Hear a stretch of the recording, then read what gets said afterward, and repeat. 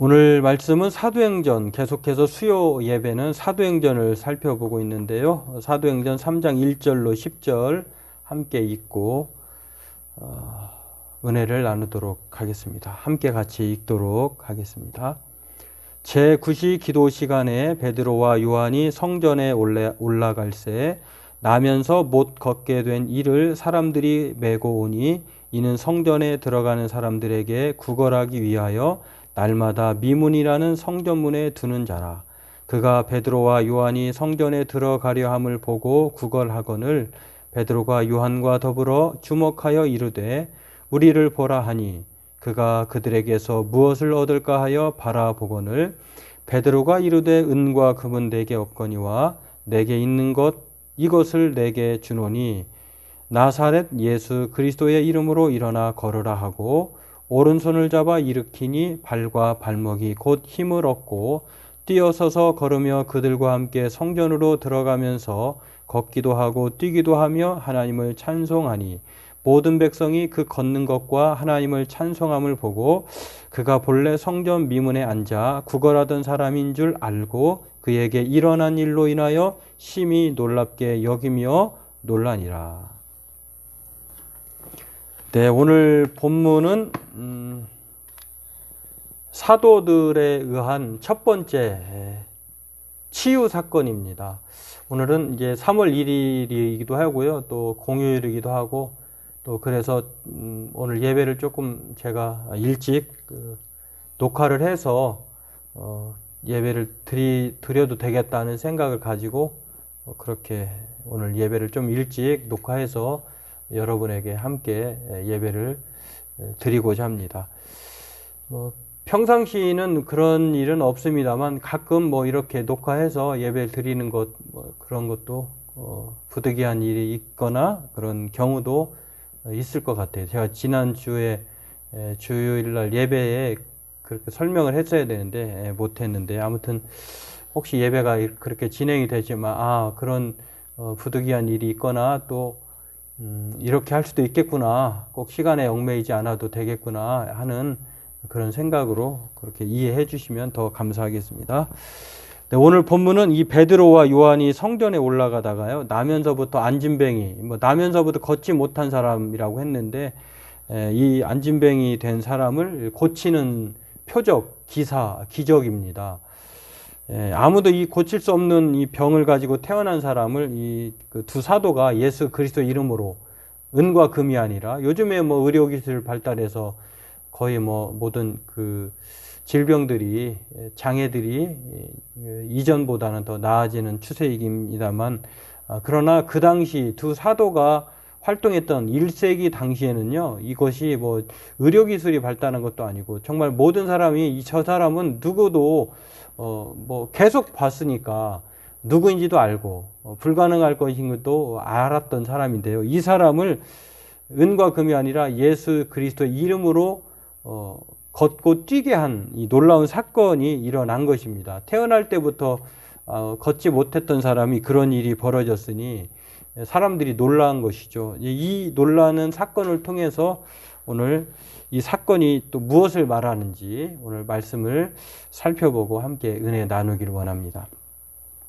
네, 오늘 본문은 오순절 성령 강림 사건 이후에 성령 받은 사람들이 120명이었잖아요. 기도하면서 약속한 것을 기다렸는데 그 이후에 오순절 성령 강림 사건으로 각 나라 사람들이 모여든 유대인들이죠. 경건한 유대인들 또는 개종한 유대인들 또 핍박을 피해 이렇게 외국에 나갔다가 돌아온, 성경에는 15개국의 사람들이라고 했는데 아무튼 이 여러 각 지역에서 모여든 사람들로 말미암아 이 오순절 성령 강림 사건에 불의 혀 같은 각 나라의 언어로 듣게 되는 신기한 일을 경험하게 됩니다. 그 일이 있은 이후에 사람들이 놀라기도 하고 조롱하기도 했는데요. 베드로가 이것을 설명을 하죠. 해명을 하는데, 논증을 하는데 그것은 이상한 일도 아니고 술 취한 것도 아니고 약속하신 일이 이루어진 것이고 또 그것은 모든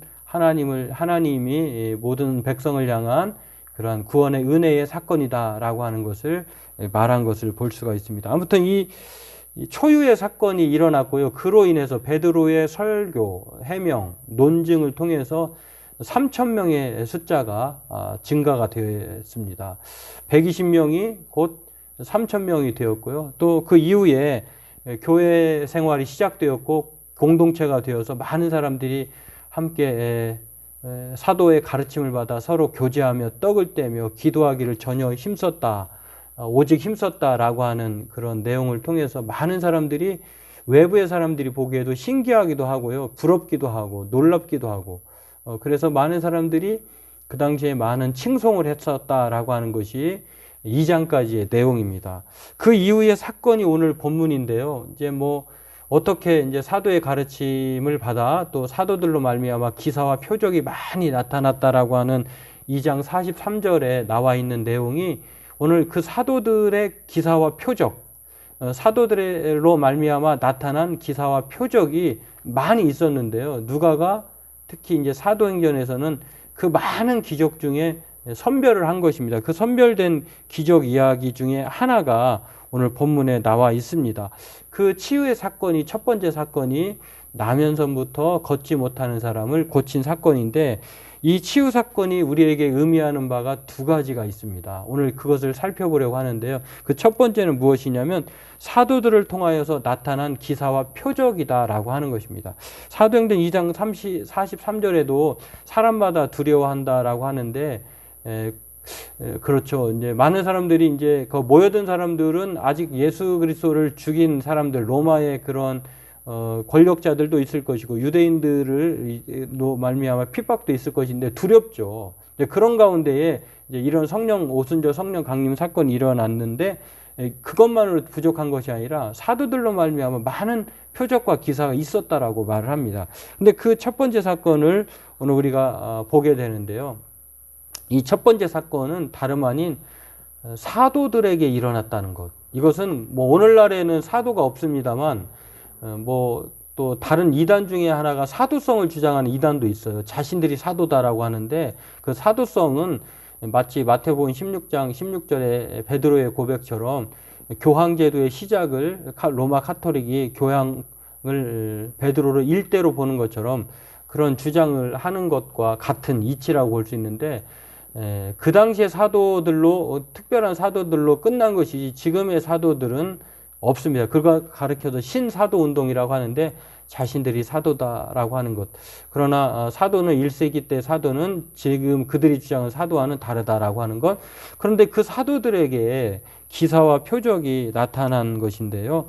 지금까지 알고 있듯이 우리는 복음서를 통해서 하나님 예수님께서 사도들에게 여러 가지 그 권능을 주거든요. 10장 1절에 보면은 뭐 더러운 귀신을 쫓아내게 하고 또 모든 병과 모든 약한 것을 고치는 권능을 주셨다라고 했습니다.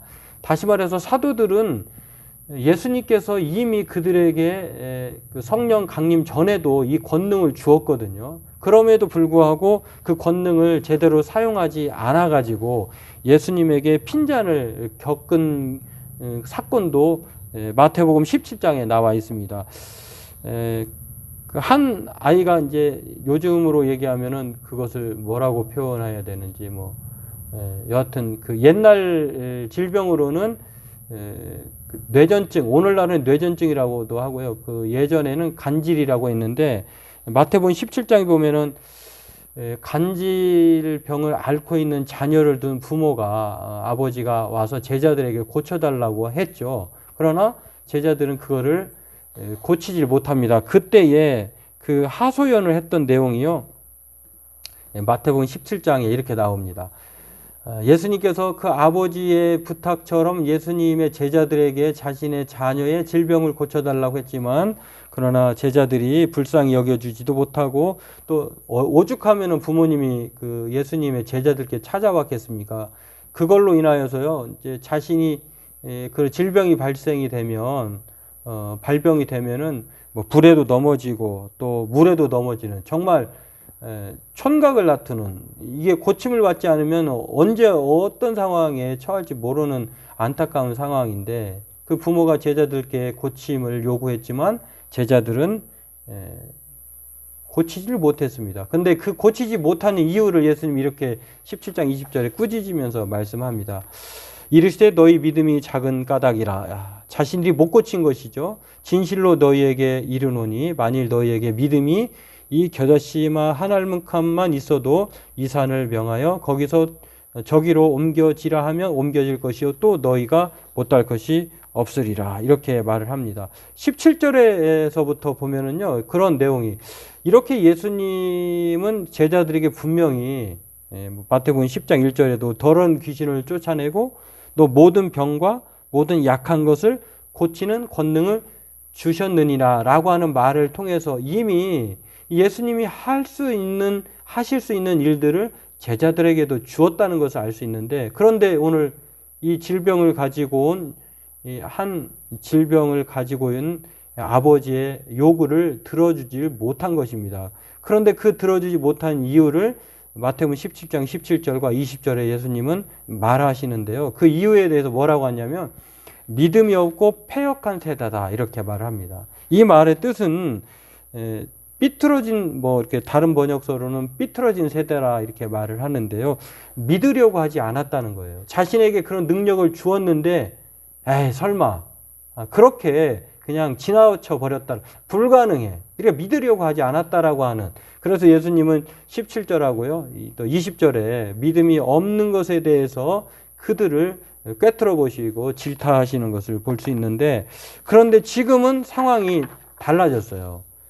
정말 이 성전 미문, 목 좋은 아름다운 사람들이 왕래가 많은 곳에 그렇게 구걸하던 그 사람을 거린을 오늘 베드로와 요한이 기도하러 가는 시간, 제 9시니까 성경에 말하고 있는 것처럼 유대인의 시간, 아무튼 이 기도 시간에 가다가 이렇게 이 구걸하는 사람을 만났는데요.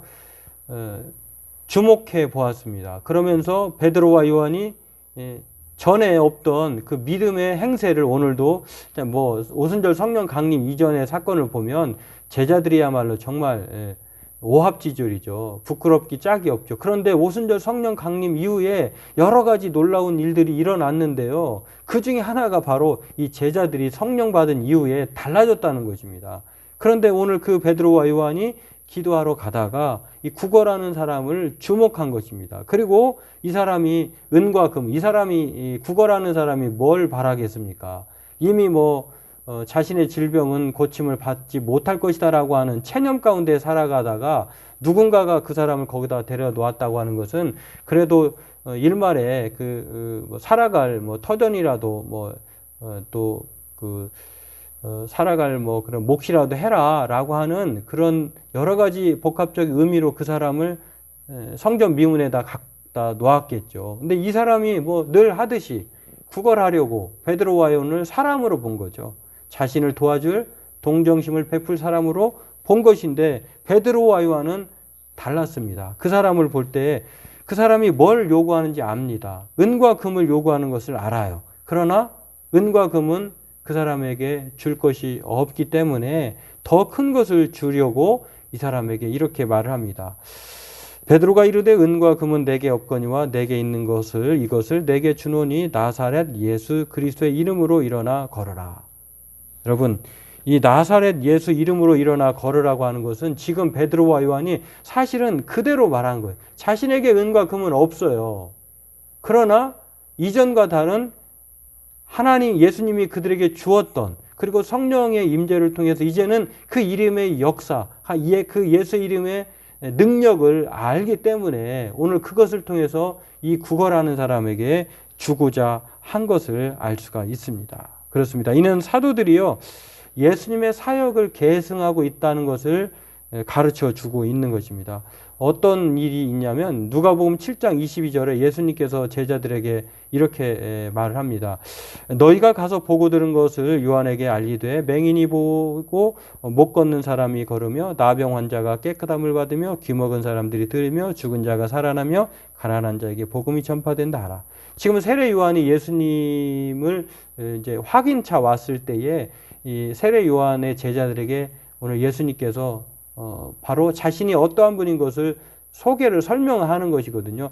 마치 예수님이 그런 분이 이런 분이다라고 하는 것입니다. 맹인을 보게 하고 못 걷는 사람을 걷게 하고 나병 환자가 깨끗함을 받게 하고 또 귀 먹은 사람은 듣고 죽은 자가 살아나는 가난한 사람에게 복음이 전파되는 이런 일들을 예수님이 하셨는데 지금 사도들이 이 베드로가 요한이 기도하는 시간에 가다가 구걸하는 사람을 통해서 은과 금은 없거니와 내가 나에게 있는 것을 너에게 주노니 곧 나사렛 예수 이름으로 일어나 걸으라 라고 그 예수의 이름을 주고 있고 그 예수의 이름을 통해서 바로 걷지 못하는 사람이 걷고 뛰었다라고 하는 것입니다. 이것은 바로 이 사도들로 말미암아 나타난 표적은 이 사도들이 예수님이 하시는 일을 대신하게 되었다라고 하는 것을 가르쳐주고 있는 치유 사건이라고 하는 것입니다. 그렇습니다. 나사렛 예수 그리스도 이름으로 걸으라라고 하는 것을 오늘 분명하게 베드로가 밝히고 있는데요. 자신의 이름도 아니고 자신이 갖고 있는 능력이 아니라 나사렛 예수의 이름, 분명하게 자신이 아니라 자신을 통하여서 역사하시는 예수의 그리스도 능력이라고 하는 것을 소개하는 것을 알 수가 있습니다. 오늘 저와 여러분들도 이것을 기억한다면 사람들로 말미암아 이 세상의 모든 의술, 그것도 때로는 필요하고 또 돈도 필요하고 능력도 필요하고 전문 솜씨도 필요하지만 그러나 오늘 베드로의 말을 보면은요, 이 모든 것보다도 정말로 예수 그리스도 이름, 나사렛 예수 그리스도 이름으로 걸으라라고 하는 말을 통해서 우리는 반드시 기억해야 할 것은 그런 질병을 가지고 있는 사람, 정말로 불가능하다고 말하는 사람들 앞에 우리는 너무 절망할 필요도, 또 한편으로는 베드로가 한 말을 통해서 우리는 무엇을 생각할 수 있냐면 또 자신이 했다고 말할 수 없는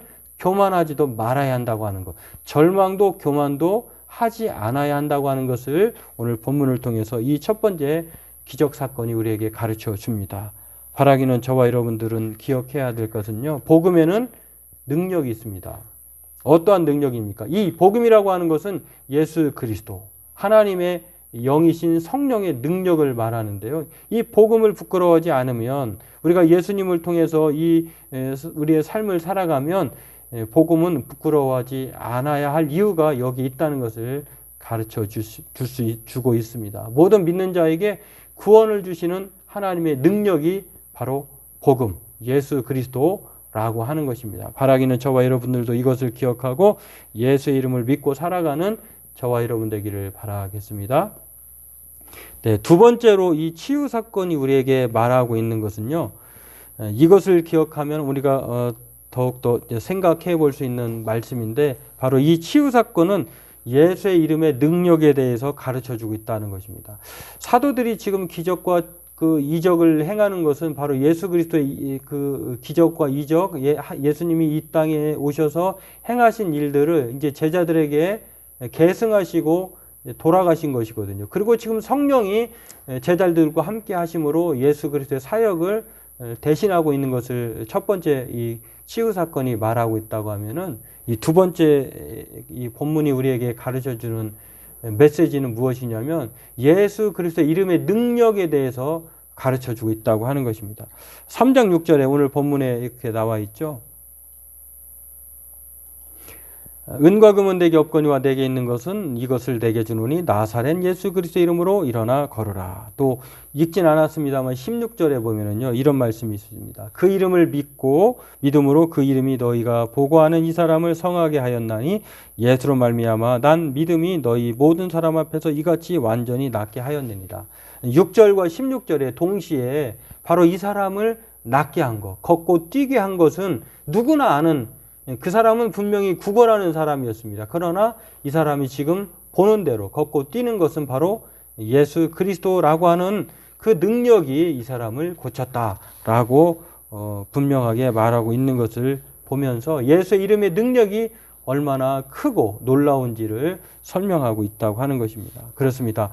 그래서 오늘 이 사도들의 여러 가지 기적 중에요, 오늘 특별히 첫 번째 기적으로 정말로 불가능한 일이 일어났고, 또 이 구걸하는 사람은 바라는 것보다 생각 이상, 기대 이상의, 정말 요즘의 말로 하면은 대박난 인생을 살게 된 사람이 오늘 사도들로 말미암은 예수 그리스도 이름에 있었다라고 하는 것을 오늘 알 수가 있습니다. 오늘 저와 여러분들도 이것을 생각해 보면은요, 사도 베드로와 요한이 얼마나 능력이 큰가에 우리가 집중하지 말고, 정말 다음 주에 말씀이 그 내용이 나와 있습니다만, 우리가 정말 믿고 따르고 주목해야 할 분은 바로 사람이 아니라 하나님, 그리고 예수 그리스도 성령 하나님이다라고 하는 것을 오늘 우리는 기억해야 할 줄로 압니다. 그런 상황에서 오늘 이 두 번째 사건이 바로 예수 이름의 능력에 대해서 보여주고 있는데요. 어떤 분이 이거는 그렇게 이루어질 수 없는 질문이긴 한데, 그래도 어떤 분이 이런 질문, 그런 질문들이 세상에 많이 떠돌긴 하잖아요. 어떤 질문이냐면, 누군가가 저와 여러분에게 그것이 가능하다라고 하면서 질문할 때 두 가지 중 하나를 선택하라고 한다고 하면 여러분은 어떤 것을 선택하겠느냐라고 하는 것인데요. 30억을 줄 것이고, 또 한 번은 30년을 젊게 할게라고 한다고 하는 것. 그러니까 30억을 원하십니까? 30년 젊은 인생을 원하십니까? 라고 누가 질문한다면 여러분은 어떤 것을 선택하시겠습니까?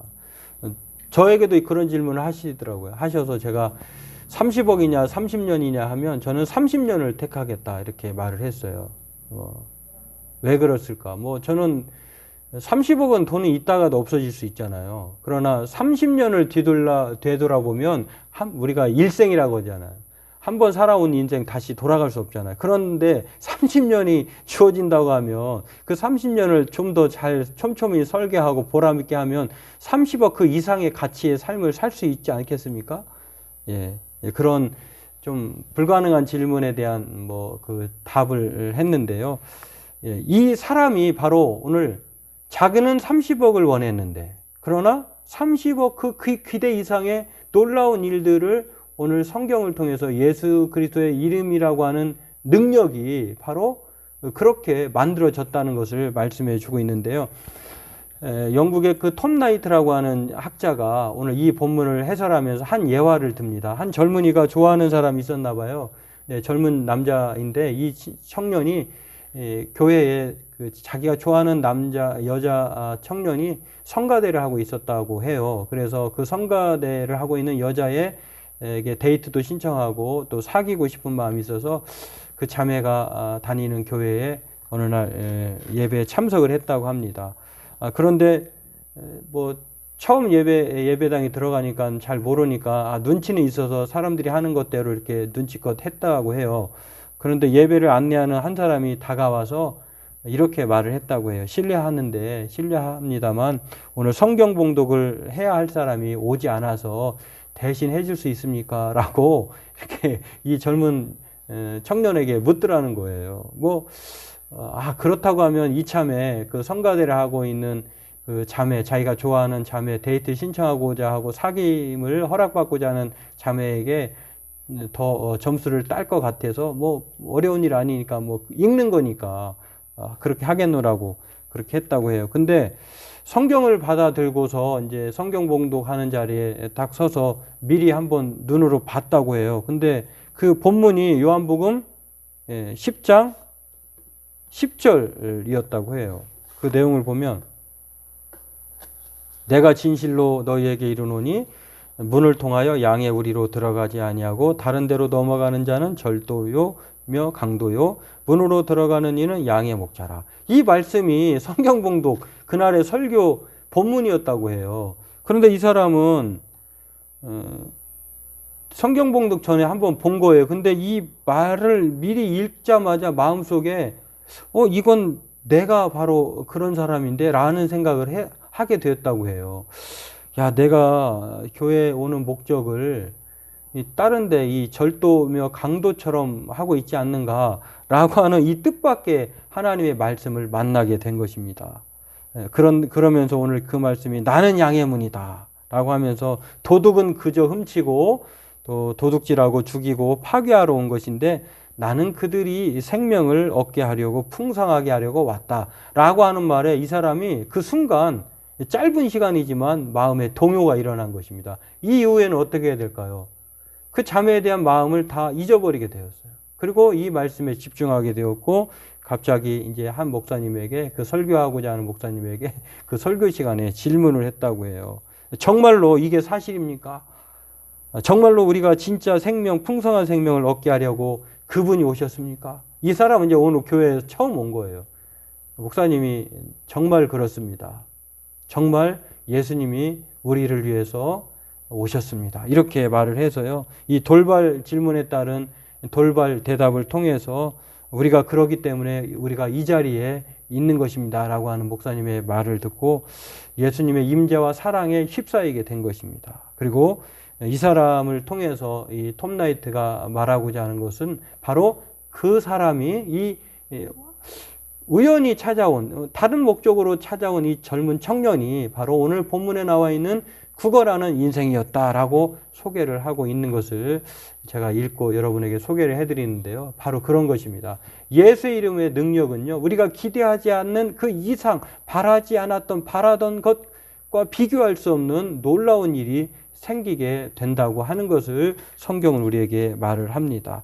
예루살렘 성전에 아름다운 곳에 앉아 있는다 한들 이 사람은 평생 예수님의 이름이 아니었다라고 하면은 일어나지 못했을 것입니다. 그냥 돈이나 구걸하다가 인생을 살다 마쳤을 것입니다. 그러나 그러한 인생을 오늘 베드로가 은과 금은 없거니와 내게 있는 것 내게 주노니 나사렛 예수 이름으로 걸으라라고 그렇게 말을 한 것입니다. 오늘 우리에게 예수의 이름의 능력이 바로 이러한 능력을 갖고 있습니다. 바라기는 저와 여러분들도 우리가 구걸하던 인생이 더 이상 구걸하지 않은 인생은 예수의 이름에 있었다고 하는 것을 생각해 보면서 이 사람은 이제는 더 이상 불행한 사람이 아니라 행복한 사람이 된 것입니다. 성경은 우리에게 그렇게 말을 합니다. 어떤 사람이 복된 사람인가 라고 말할 때에 좋은 자리에 앉아서 구걸하는 사람, 그런 사람이 아니라 이제 천국 잔치에 청함을 받은 사람.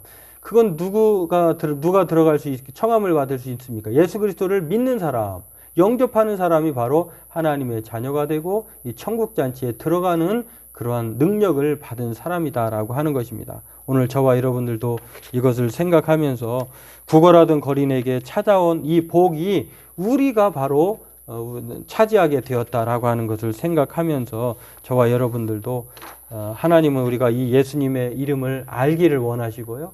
베드로와 요한이 그랬던 것처럼 그 세상 그 어떤 것도 우리를 온전하게 하지 못하지만 예수의 이름이, 예수님이, 성령의 역사가 바로 우리를 그렇게 하실 수 있고 만족시킬 수 있다는 것을 생각하면서 오늘 그러기 때문에 예수님을 우리에게 보내주셨고 그 이름을 믿게 하셨고 그 이름을 통해서 하나님 앞에 나아갈 수 있는 천국 잔치의 초청자가 받은 자가 되었다라고 하는 것입니다. 오늘 저와 여러분들은 이것들을 기억하고 우리가 성전 비문에 앉아있던 구걸하던 인생이 바로 이 사람뿐만 아니라 우리라고 하는 사실을 늘 생각하면서 우리 또한 예수님이 아니었다라고 하면 바랄 수 없는 최고의 선물을 받지 못하였던 불행할 수밖에 없었던 사람이지만 그러나 지금은 그렇지 않다는 걸 생각하면서 날마다 그 이름에 감사하고 찬양하는 저와 여러분으로 살아가는 우리가 되기를 바라겠습니다.